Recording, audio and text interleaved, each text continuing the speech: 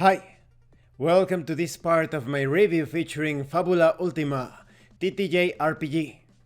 If you haven't seen the other parts of my review, featuring this tabletop role-playing game that attempts to bring the Japanese video game RPG experience to your table, please check out the playlist in the description below. This time we are going to talk about group creation and character creation. When it comes to group creation, this is about selecting a group type. This is going to inform everyone at the table what sorts of adventures you are going to be experiencing. You can give your group a name, and the game master will treat this as an opportunity to learn the sorts of situations, stories, antagonists that everyone is excited about. The group types are: first, brought together by fate. You find yourselves working together because of the circumstances.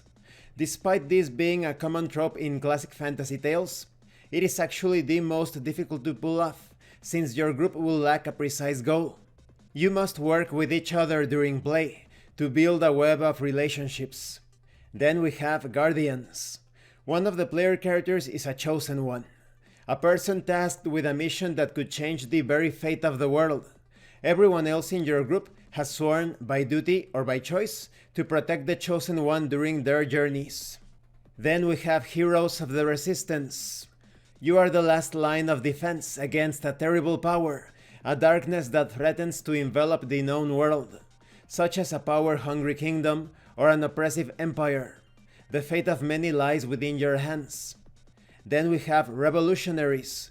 You form a small force that fights tooth and nail against a dominant power. It might be a tyrannical government, a military occupation, or even a ruthless industrial company. Society and security forces probably consider you criminals or terrorists. Then we have seekers. You are desperately searching for someone or something, a powerful witch, an ancient relic, a legendary location, or even a long-lost technological marvel. What you seek is the world's last hope, or at least you think it is. Then we have character creation. It's a good idea to create characters together as a group to establish group chemistry or cohesion. Character creation is presented as a series of steps, similarly to world creation. You are not, however, bound to these steps in this exact order. Characters are normally created at level 5, but you can create higher level player characters as well. First, you create your character's identity, a short sentence that briefly summarizes how they see themselves at the moment. Then you choose or create your character's theme, a strong ideal, emotion, or feeling that dominates your character's actions. Then you choose or create your character's origin, the place they hail from. You may select a location on your world sheet or add a new one.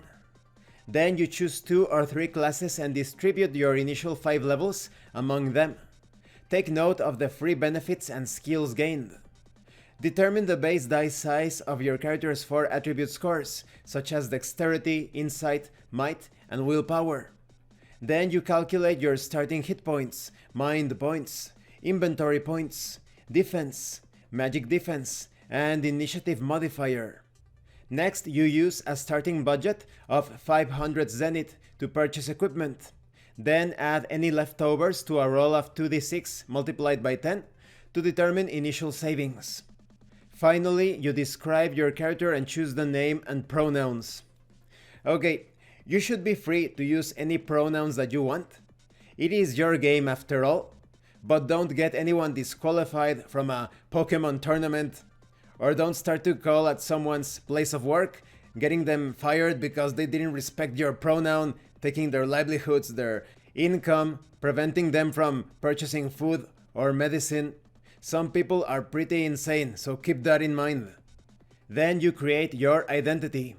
This is your first step, and to say it will influence each and every following choice would be an understatement. Your character's identity is a short sentence that quickly summarizes how they currently see themselves.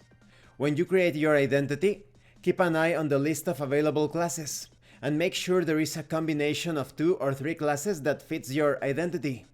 If you really can't find what you need, try adjusting your identity and adapting it to fit one of the available combinations. Maybe you are a royal knight. Perhaps a warrior princess of the Moon People. Maybe a Magitech scientist. It's also important to keep in mind that you can invoke your identity to give yourself an edge when making checks. And during the course of play, depending on the experiences that the character goes through, you will be able to change your identity. You even have an identity creation table that is great in my opinion. I think it's more fun to randomly determine the sort of character that you are going to be playing as.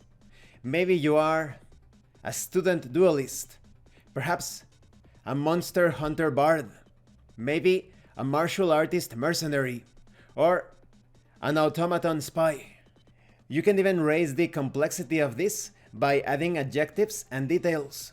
You can roll on all of the tables and maybe you obtain something like the charming mage dancer that is devout to seeking justice. Next, you choose or create your theme. Each player character in Fabula Ultima is defined by a primary theme, a strong ideal or emotion driving their actions or choices. If you had to build an entire scene around your character, their theme would be its dominant focus. When you choose a theme, describe how it applies to your character. What is their ambition? What duty are they bound by? You even have suggested themes here such as anger. You are a ticking bomb, always on the brink of rage. Maybe your theme is mercy. You wish to help others, regardless of their past misdeeds. Maybe your theme is hope. You seek a better world for yourself and/or others. And this concludes this part of the review. In the next part, we are going to continue with the character creation process, starting with choosing or creating your origin. I think that this section is well laid out, and I think it's very fun that they included these tables to determine the theme, the character concept, and whatnot. This is great. It adds some extra spice to the process itself. And when it comes to creating a group, I think that the types of groups are very much general categories to encompass any sort of group that you want to create, and they serve as inspiration to come up with other group types. Thank you for watching this part of the review, and thank you for your likes and your comments. If you have any questions or comments, please let me know. And thank you so much to those of you that are going the extra mile to support the channel. If anyone else wishes to further support the channel, the information on how to do that will be in the description below. Once again, thank you, and see you later.